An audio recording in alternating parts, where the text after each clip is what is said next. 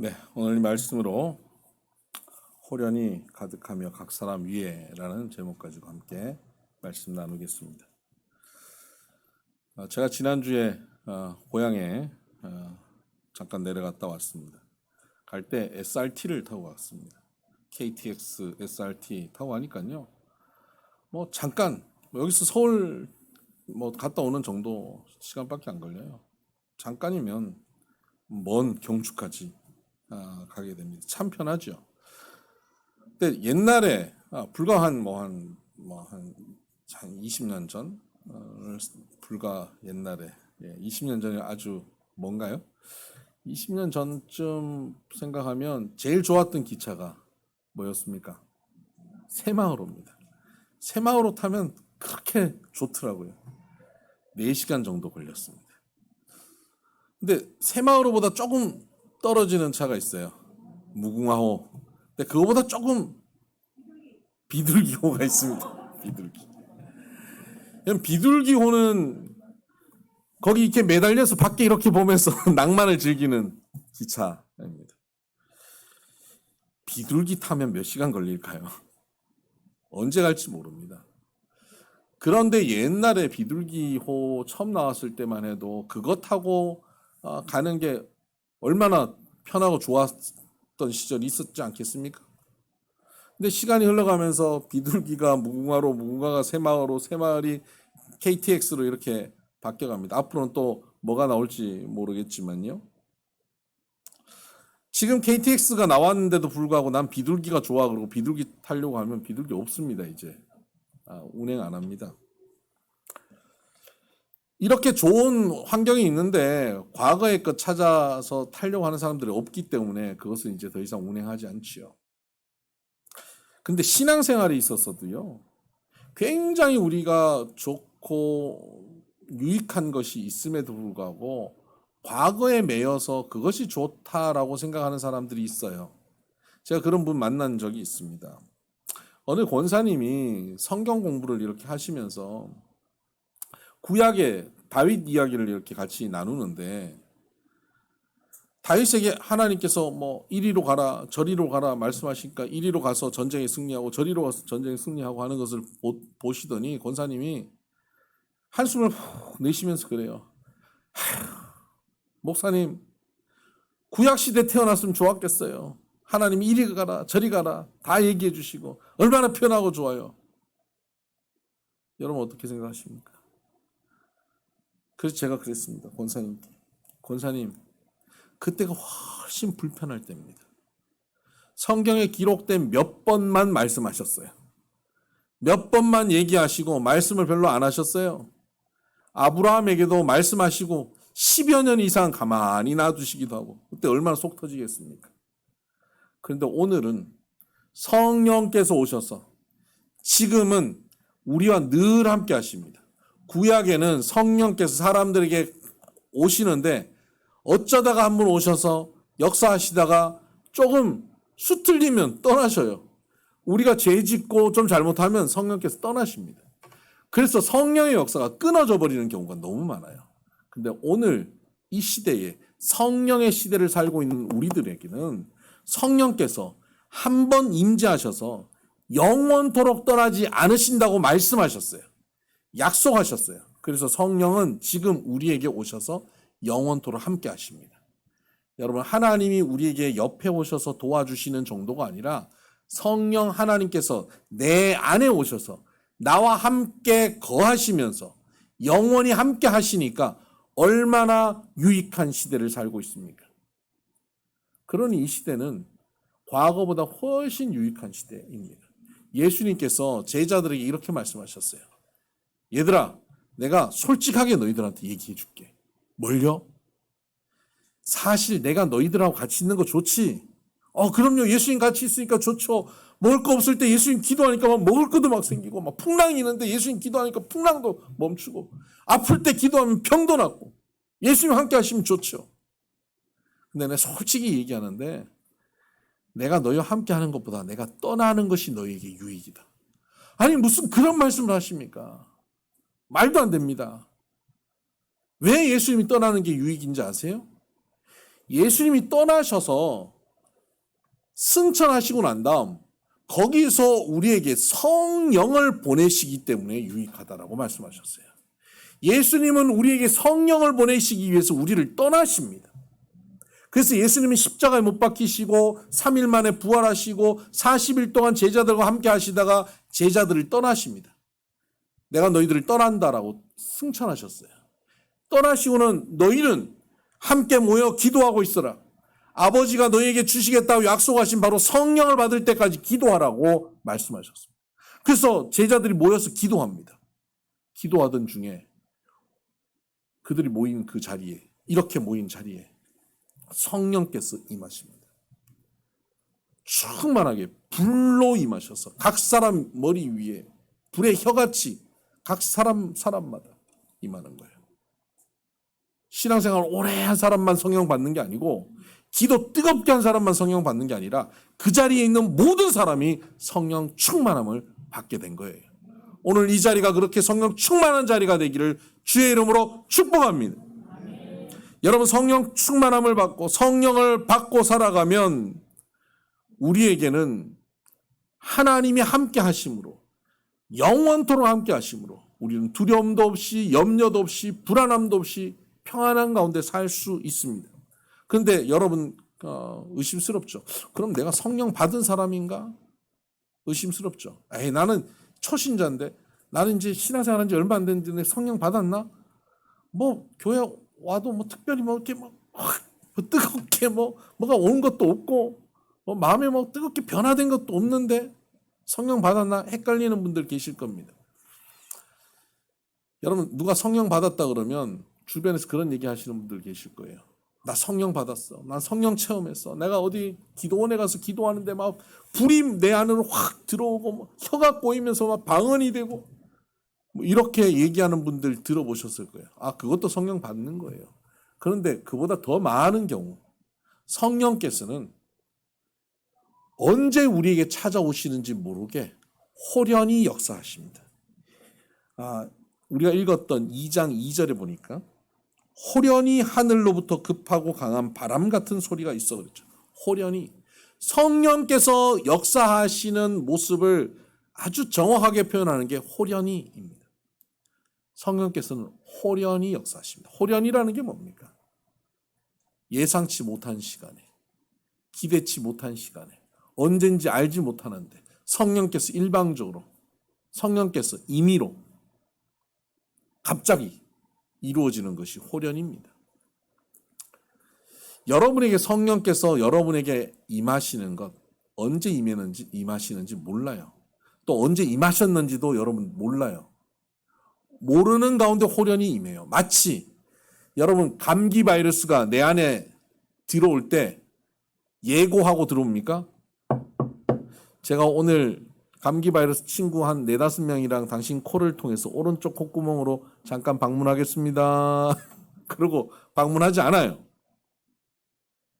호련히 나도 모르는 사이 들어와 버려요. 그러니까 계속 우리가 마스크 쓰고 있는 거잖아요. 언제 들어올 줄 모르니까 예비하는 거 아닙니까? 성령께서도 이와 같아요. 우리가 알지 못하는 사이 우리 가운데 들어옵니다. 근데 감기 바이러스가 우리에게 들어온 것을 우리는 어떻게 알게 됩니까? 증세로 알게 됩니다. 바이러스가 들어오면 콧물이 나오고 기침이 나오고 열이 나면서 내가 감기에 걸렸구나. 감기 바이러스가 내 안에서 일하고 있구나 하는 것을 내가 알게 되죠. 마찬가지입니다. 성령이 우리에게 임할 때 그 순간 우리가 인식하지 못하는 경우가 많아요. 호련히 임하거든요. 여러분들도 알지 못하는 사이 성령이 여러분에게 임하셨어요. 그런데 임하셨는지 난 잘 모르겠는데? 모르죠? 증세로 알아요. 성령이 임하신 증세가 있어요. 어떤 증세가 있냐? 교회 안 다니는 사람이 갑자기 교회를 나오게 돼요. 절에 다니시는 분이 교회를 오는 거예요. 전에 뭐 교회 가자는 사람이 한두 명이었겠어요? 근데 왠지 이번에는 그럼 가볼까? 마음이 움직여지는 거예요. 그것이 내가 마음을 먹은 것 같지만 성령이 내 마음을 움직이셨기 때문에 가능한 거예요. 그리고 전에는 설교를 듣는데 너무 지루하고 졸리고 왜 이렇게 똑같은 말 똑같이 하는 말을 또 하고 반복하냐. 첫째에서 끝내지 왜 둘째, 셋째까지 가냐. 그랬는데 이제는 말씀이 너무 기대가 되는 거예요. 오늘은 하나님이 내게 뭐라고 말씀하시나. 말씀이 너무 기대가 되는 거예요. 주일 말씀만이 아니라 매일 아침 묵상도 기대돼서 아침 7시마다 서로 먼저 들어와서 샬롬하고 인사하고 들어오려고.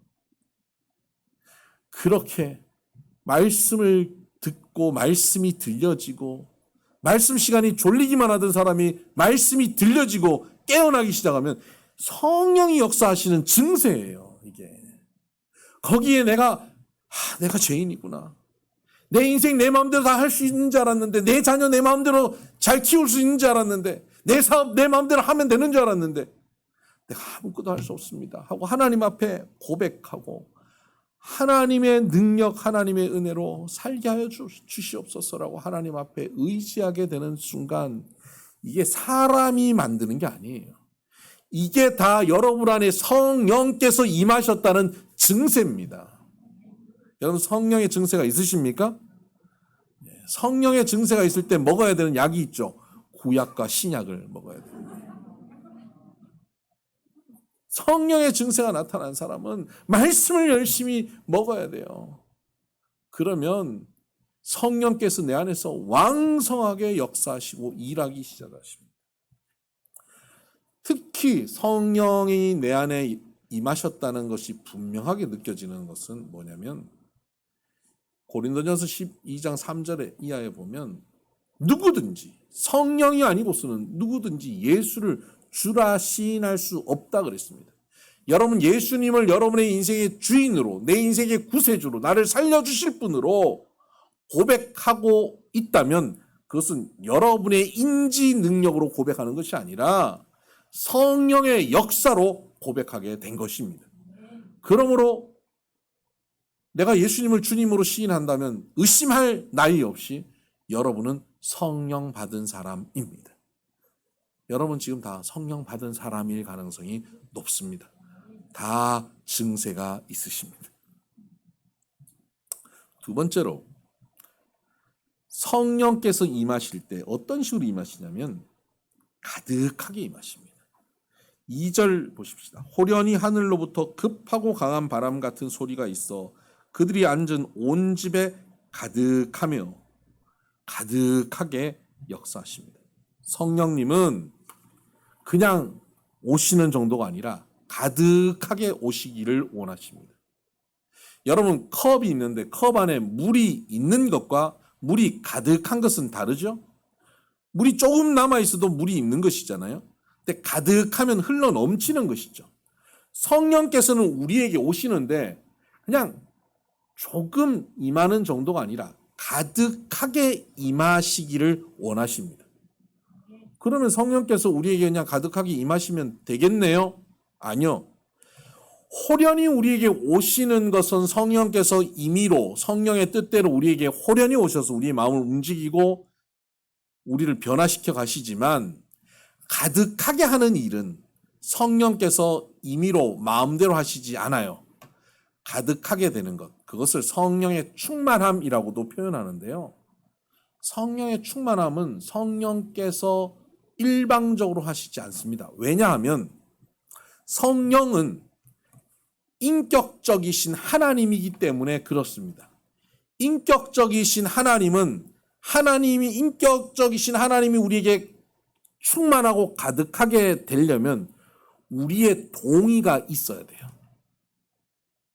조금 말이 어려워지는 것 같아서 헷갈리시죠? 여러분 인격적이라고 하는 말이 우리가 많이 쓰기는 하는데 인격적이라고 하는 말이 불명확합니다. 이걸 좀 명확하게 제가 알려드리겠습니다. 그러니까 명확하게 알려면 그것의 반대를 알면 명확하게 알죠. 인격을 알려면 비인격을 명확하게 알면 됩니다. 여러분 비인격적인 것이 뭔지 아십니까? 교회에 가면요. 어느 교회든 여러분 가보시면 권사님들이 사랑이 굉장히 많아요. 권사님들은 원래 사랑이 많은 분들이에요. 그런 분들이 권사님이 돼요.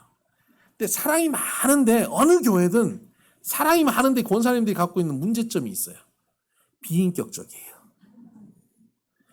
비인격적이고 사랑 많은 권사님들이 거의 각 교회에 한두 분씩은 꼭 있어요. 대표적으로. 제가 어느 교회 예전에 어느 교회 부흥회를 갔어요.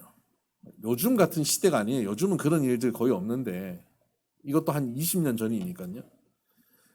어느 교회 부흥회를 갔습니다. 가서 산에 기도원에 가서 전교인 수련회, 전교인 부흥회예요. 여름인데 전교인들이 모여서 집회를 하는 거예요. 제가 주강사로 가서 설교를 하는데 강사 대접을 특별히 하려고 할 거 아닙니까? 낮에 강사 대접을 하겠다고 식사 준비를 한 거예요. 그 교회 전통은 여름 수련 때마다 기도원에서 키우던 강아지를 그래서 보신탕을 만들어가지고 대접하는 거예요. 저는 개 먹는 걸 너무 싫어해요. 개는 너무 사랑스러운 건데 개 먹는 건 싫어해요. 저한테 이 보신탕 사주시려고 하지 마세요. 근데 어떻게 해요? 저를 위해서 한 마리 잡았다는데요. 그리고 장로님들이 지금 쫙 앉아서 침만 삼키고 계시는데 제가 축복 기도를 했죠. 먹는데 제가 안 먹을 수 있습니까? 순교하는 마음으로 먹었습니다. 그냥 이 국을 꿀꺽꿀꺽 먹었어요. 그리고 맨밥으로 입가심을 하느라 맨밥으로 입을 막 닦아내고 있었습니다. 그랬더니 저쪽에서 그 사랑 많은 권사님이 요리하신 그 사랑 많은 권사님, 그러나 비인격적인 권사님이 달려오시더니 목사님 너무 좋아하시는구나 그러면서 저한테 한 그릇 더 부어버리는 거예요. 그러더니 여기서 끝나는 게 아니에요. 그러더니 국만 드시지 말고 이 수육을 드셔요. 이거를 드셔요. 이거 특수한 부위예요. 특수한 부위 아시죠? 특수한 부위예요. 그리고 싸가지고 저 입에 밀어 넣는데 그날 저는 순교하는 줄 알았습니다. 여러분 이분이 비인격적이고 사랑이 많은 분이에요. 그럼 인격적인 분은 어떨까요? 좋은 것을 대접하려고 해도 상대방의 입장이 상대방의 마음이 어떤지를 배려하고 눈치를 보고 강하게 밀어붙이지 않는 것이 인격적인 거예요. 맛있는 음식이 있어도 이거 좀 드셔보세요. 이거 얼마나 맛있는데 이게 아니라 권하고 싶으면 이거 참 맛있네. 거기서 끝내야 돼요. 저 사람은 그거 먹기 싫을 수도 있잖아요. 왜 드셔보시지 왜? 이게 비인격적이에요. 우리 하나님은 가장 인격적이세요. 성령님은 가장 인격적이세요. 우리에게 오셔서 우리를 충만하게 역사하셔서 충만하다는 건 성령께서 가득하셔서 내 생각이 아니라 성령의 생각으로 내 능력이 아니라 성령의 능력으로 내 사랑이 아니라 성령의 사랑으로 내가 살아가도록 만들어 가시기를 원하시는데 내가 성령께 성령님의 지혜를 주세요. 성령님의 능력을 주세요. 성령님 이 문제를 성령님 다스려 주세요. 이 사업의 문제 성령께서 주관하여 주세요라고 내어드리지 않으면 성령님은 돕고 싶은데 내가 너를 돕고 싶은데 이렇게 좀 해보지 라고 밀어붙이지 않으세요. 그래서 성령께서는 저처럼 약간 비인격적인 목사를 통해서 말씀을 자꾸 함으로 좀 하세요 좀. 아침 묵상도 들어오고 주일 성수하시고 전도도 하시라고 저 비인격적인 저를 통해서 자꾸 말하게 하시고 성령님은 우리 안에서 우리를 밀어붙이지 않으세요. 우리가 스스로 성령님께 내어드릴 때까지 성령님 제 인생의 주인이 되어주세요. 제 인생의 삶의 자리에 들어오셔서 내 물질을 성령께서 주관하여 주시고 내 자녀를 성령께 맡겨드립니다. 내 건강의 문제 성령께 맡겨드립니다. 심지어 내가 누군가를 원망하고 미워하고 누구에게 미운 소리를 하고 싶고 욕을 하고 싶고 비판하는 소리를 하고 싶은 이 혀조차도 성령님께 맡겨드립니다. 그럴 때 성령께서 내 입술을 주관하시고 내 마음을 주관하시고 내 삶을 주관하시고 이때 가득하게 역사하시는 거예요. 여러분 성령님께서 가득하게 역사하시면 성령님께서 여러분의 인생 전부를 완전히 성령의 지혜와 능력으로 여러분을 완전히 붙잡으시면 어떻게 될까요? 내 힘으로 살지 않고 성령 하나님의 힘으로 살아요. 성령님은 하나님이세요. 사업을 내 힘으로 살던 사람이 성령님이 이 사업을 하나님께 드립니다. 성령님께서 주관하셔서 일해 주시옵소서. 내가 결정하고 내가 계획하고 끌고 갈 수가 없습니다. 하나님께서 인도해 주세요. 라고 사업할 때마다 비즈니스 파트너를 만날 때마다 기도하고 나가고 말이죠. 하나 진행할 때마다 그렇게 진행하면 성령께서 그 일을 이루어 가세요. 성령께서 만나야 될 사람 만나게 하시고 성령께서 막힌 길들을 열어주시고 법적인 규제도 풀어주시고 성령께서 그때그때 역사해버리신단 말이에요. 여러분 성령 충만하게 살기를 원하십니까? 여러분의 인생을 성령께 내어드리시길 바라요. 인격적인 성령께서 여러분을 완전히 장악하시도록 여러분의 인생을 드리시기를 주의 이름으로 축복합니다. 마지막으로 성령께서는 각 사람 가운데 역사하셨습니다. 2절, 3절을 보면 마치 불의 혀처럼 갈라지는 것들이 그들에게 보여 각 사람 위에 하나씩 임하여 있더니 그랬습니다. 성령이 이 자리에 임하셔서 불로 임하셔서 이 자리 전체를 확 태우시는 게 아니라 불의 혀처럼 갈라지는 모습으로 각 사람 위에 임하시더라는 거예요. 성령의 역사는요. 각 사람에게 매우 개별적으로 그렇게 역사하십니다. 근데 우리 한국 사람들은 개별적인 거 별로 안 좋아합니다. 통일을 좋아합니다. 우리의 소원은 통일. 그래서 중국집 가서도 요새는 좀 안 그런데 옛날에 가면 다 짜장면을 통일해 뭐 이런 식으로. 그런 거 안 되죠. 우리나라 거리에 나가보세요. 자동차도 보세요. 까만 거 아니면 하얀 거예요. 전 세계 자동차들 중에 이렇게 통일된 색깔을 갖고 있는 나라가 아마 우리나라랑 북한이랑 뭐 이렇게밖에 없을 것 같아요. 알록달록한 색깔들이 다니지를 못해요. 어디 가서 옷을 사 입어도요, 무난한 거, 그런 거 사 입으려고 해요. 우리 홍기동 전무님처럼 이런 양복을 저도 입고 싶어요. 근데 못 입겠어요. 한국 문화에 적응돼 있어가지고. 다 무난한 거 입고 살아가요. 성령께서는 이런 우리나라 사람들의 이런 통일을 추구하는 스타일과는 달라요. 성령께서는 각 사람의 개성을 존중하세요. 그래서 예수 믿어도 성격 안 바뀌어요. 시끄러운 사람은 시끄럽게 믿고요. 조용한 사람은 조용하게 믿어요. 그러니까 예수 믿고 그 성격이 그 성격대로 가장 잘 성숙하게 다루어져서 쓰임받게 되는 것이에요. 각 사람의 스타일대로, 각 사람의 방식대로 그렇게 하나님의 은사가, 성령의 은사가 그들 위에 부어지는 겁니다. 그들 위에 그 은사들이 부어져서 거기에 놀라운 역사들이 벌어지게 되는 겁니다. 저는 성령을 아무리 충만하게 받아도 청소는 못하겠어요. 청소의 은사가 없어요. 정리정돈의 은사가 없어요. 성령의 은사가 나에게 부어지면 거기 저의 스타일이 더 강화되고 제가 잘하는 것, 제가 원래 갖고 있는 달란트를 성령께서 더 강화시켜서 더 잘하게 만드셔요.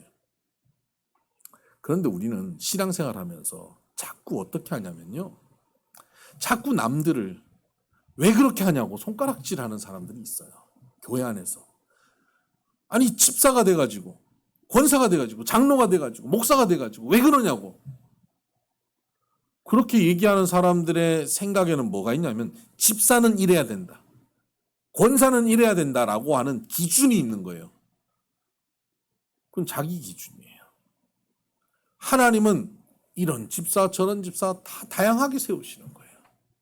하나님도 다 용납하셨는데 왜 내가 판단하고 내가 지적하고 내가 고치려 하냐고요.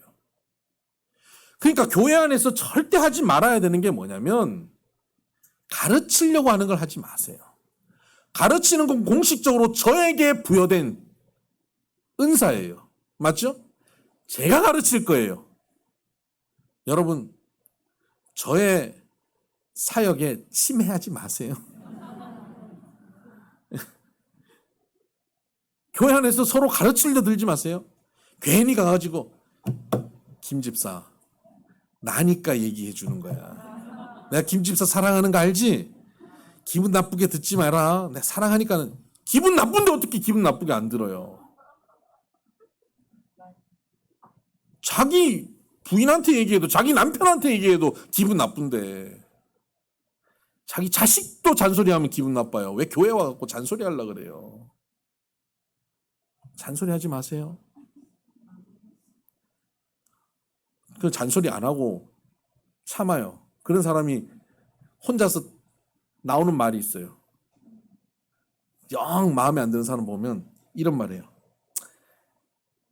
아무리 그래도 그렇지. 혼자 이런 말까지 해요. 아무리 그래도 그렇지. 잔소리는 안 하는데 혼잣말로 그래요. 그거 하지 마세요. 그냥 그 사람 있는 그대로를 용납하는 거예요. 아니 뭐 저런 사람을 그대로 용납해요. 예수님도 우리 있는 그대로 용납했습니다. 여러분 지금처럼 성숙해져서 예수님이 여러분 사랑하신 거 아니에요. 어느 정도 성숙하면 내가 널 위해 죽어줄게 그러지 않았어요. 예수님 부인하고 저주하고 떠나간 자들을 위해서 예수님이 죽어주신 거예요. 이것이 예수님의 사랑이고 이것이 예수님의 몸된 교회의 모습이에요. 성령께서 우리에게 역사하실 때 이렇게 역사하시듯이 우리는 성령 받은 사람 각 사람의 모양대로 그렇게 다양함을 갖고 살아가는 겁니다. 그 다양함이 함께 사랑으로 모인 공동체를 뭐라고 부릅니까? 교회라고 부르고 그 교회를 예수님의 몸이라고 부릅니다. 우리는 바로 그 예수님의 몸으로 다양한 모습으로 함께 모였습니다. 그런 우리들이 주님 앞에 우리의 삶을 온전히 내어드려서 충만히 주님께서 역사하시도록 드려서 주님의 역사하심, 주님의 일하심이 우리 가운데 분명히 이루어지는 그런 성령 충만한 인생, 충만한 교회가 되기를 주의 이름으로 축복합니다. 기도하십시다.